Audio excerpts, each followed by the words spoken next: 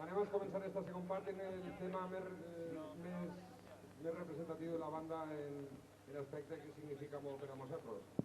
El capità Mont-ros, una altra vegada més, va interpretar el que és el denominat l'himne de Comando G. Este mambo es diu Alienígena Mambo i està interpretat per el capità Mont-ros.